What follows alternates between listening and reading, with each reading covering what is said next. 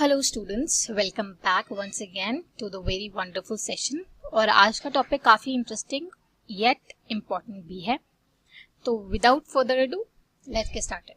जैसा कि आप देख सकते हो, आज का टॉपिक है इलेक्ट्रोमैग्नेटिक वेव्स। तो कुछ लोगों को कन्फ्यूजन होती होगी, कुछ लोगों को इंटरेस्टिंग लगता होगा ये टॉपिक, तो ये सबके लिए है।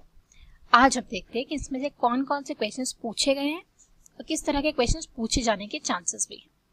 ठीक है, तो electric current produces magnetic field and two current carrying wires exert a magnetic force on each other. Basically इन्होंने क्या बताया है, देखो मैं बताती हूँ क्या होता है। जहाँ इलेक्ट्रिक फील्ड होती है ना, एक चीज याद रखना, ज्यादा डीप में फिजिक्स का कंसेप्ट नहीं बताऊंगी, बट ऊपर ऊपर से बेसिक्स पता होना चाहिए। जहां भी इलेक्ट्रिक करंट होगा वहां पे मैग्नेटिक फील्ड बनेगी। ठीक है, so magnetic field electric current से काफी ज्यादा मिलती जुलती है, लाइक एसोसिएटेड है, मिलती जुलती in the sense associated. Okay, so कुछ इक्वेशंस हैं, जैसे इसमें से मैक्सवेल की इक्वेशंस बहुत इंपॉर्टेंट है। Maxwell formulated a set of equations involving electric and magnetic fields and their sources, the charge and the current density. These equations are known as Maxwell equation.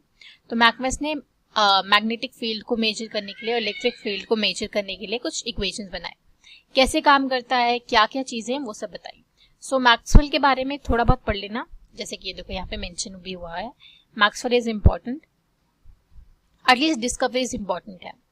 ठीक है, सो सी इसमें काफी ज्यादा इक्वेशंस हैं, और ये जो इक्वेशंस हैं ये बहुत हाई लेवल की 11th-12th की है, ये आपके किसी काम की नहीं है।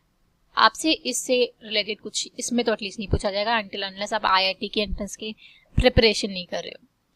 सो कंडक्शन करंट होता है, इसमें बहुत सारी वेरिएशंस होते हैं, मैग्नेटिक इफेक्ट होता है, राइट। सो वो सारी चीजें आपको नहीं पढ़नी है। मैग्नेटिक फील्ड के बारे में आपको पढ़नी है इलेक्ट्रोमैग्नेटिक वेव्स, जो वेव्स हैं, और उन वेव्स का भी आपको वो पढ़ना है कि फ्रीक्वेंसी और वेवलेंथ के हिसाब से कैसे होता है, that is electromagnetic spectrum. So electromagnetic spectrum is a very important terminology और क्वेश्चंस यहां से आते हैं।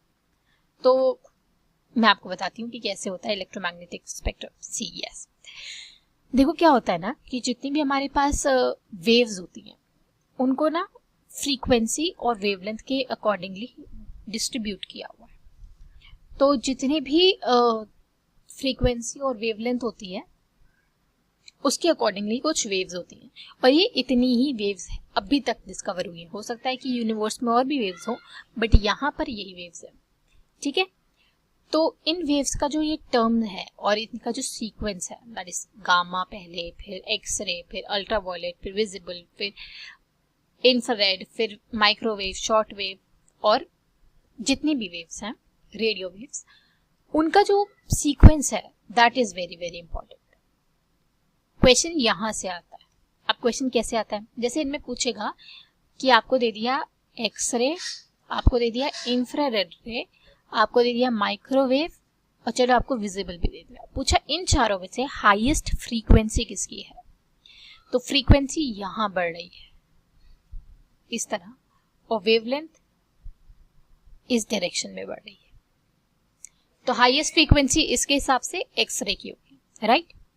लेकिन अगर पूछे इन्हीं चारों ऑप्शन में से हाईएस्ट वेवलेंथ किसकी है, तो हाईएस्ट वेवलेंथ माइक्रोवेव की है। अब इसको याद करने का तरीका मैं बताती हूँ।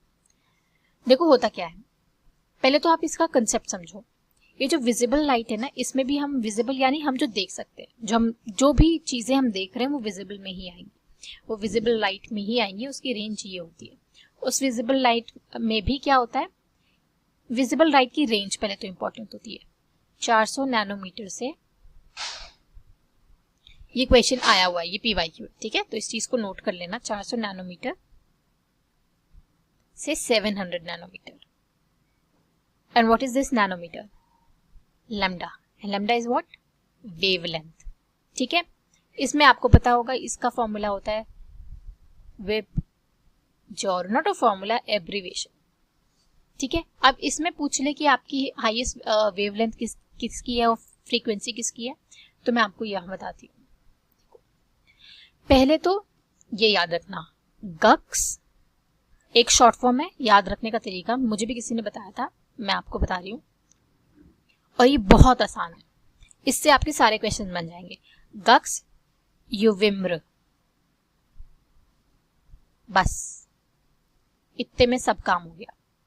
और गक्स युविम्र में मतलब हाईएस्ट वेवलेंथ रेडियो वेव की वेवलेंथ ऐसे इंक्रीज होती है और फ्रीक्वेंसी ऐसे इंक्रीज होती है। ठीक है, तो मतलब हाईएस्ट फ्रीक्वेंसी ये गामा की है और हाईएस्ट वेवलेंथ रेडियो वेव की है, whereas lowest frequency gamma की है, हाईएस्ट फ्रीक्वेंसी गामा की है और लोएस्ट फ्रीक्वेंसी रेडियो वेव की है। तो आप समझ पा रहे होगे कि ये फॉर्मूला यहां से बढ़ के यहां कम हो रहा है, यहां से बढ़ के यहां कम हो रहा है। तो इस चीज में अगर आपको ये देखना है, अब इसमें आता है हमारा क्या, gamma, X-ray, ultraviolet, this is visible, infrared, microwave and radio wave. तो आप बस इस चीज को याद कर लोगे ना, आपका काम बन गया। क्या याद करना है, फिर से मैं बता रही हूं, गक्स युविम्र। गक्स युविम्र एक बहुत अच्छा फॉर्मूला है, इसके बाद आपको कुछ याद करने की जरूरत नहीं पड़ेगी। GX गक्स युविम्र,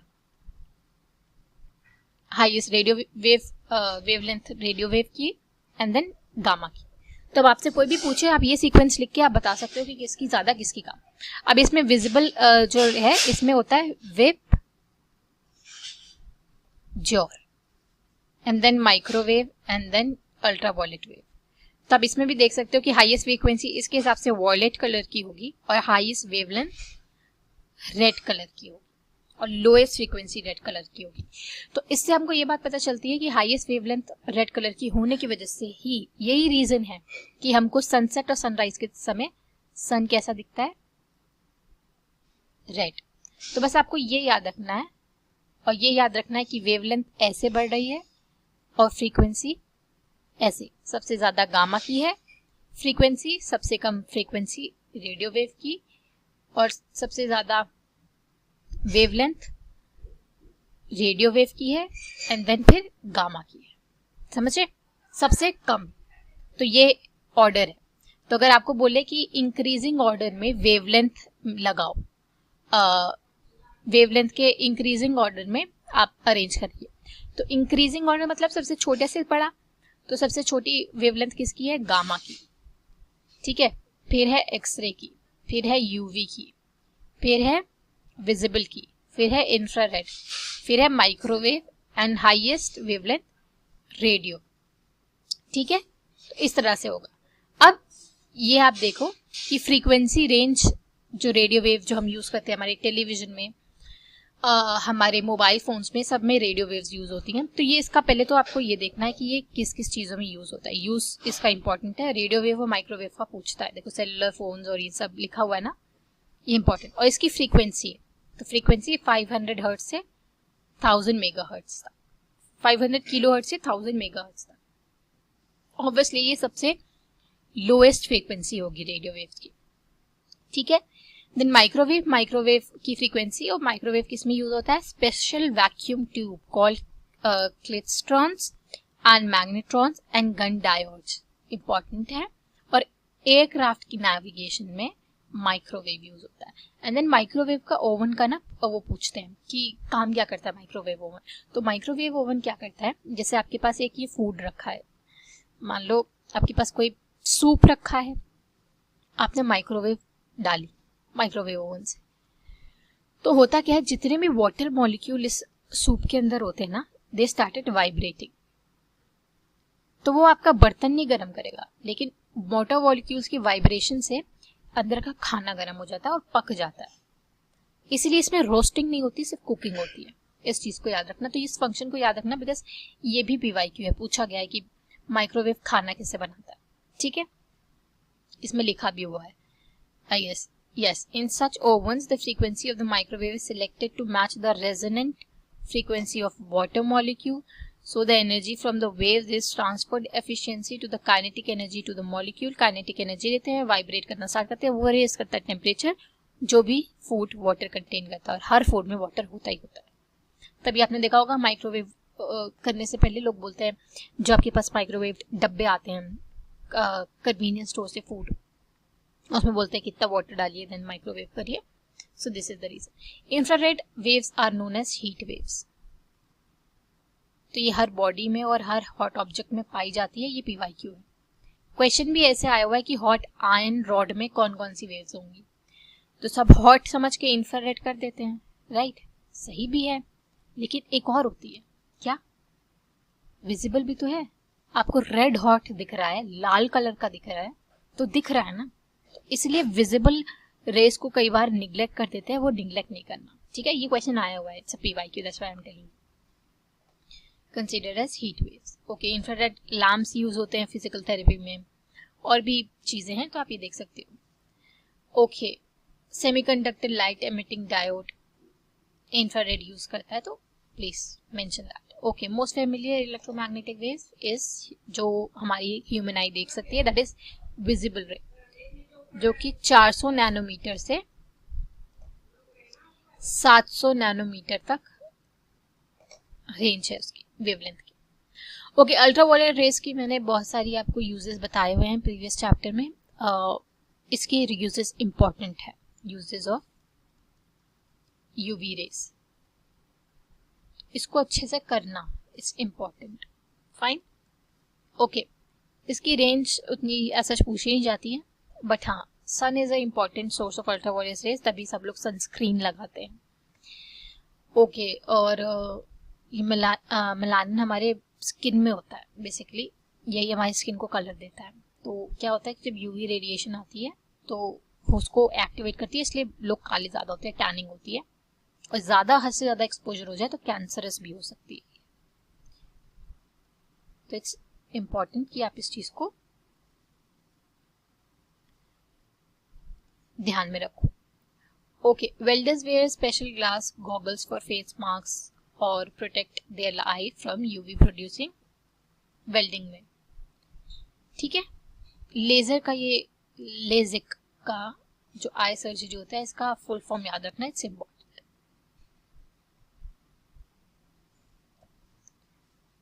ओके, मूविंग अहेड. और सीएफसी यूवी रेडिएशंस को किस तरह यूज करके वहां होल हो रहा है, उस चीज को भी देखना.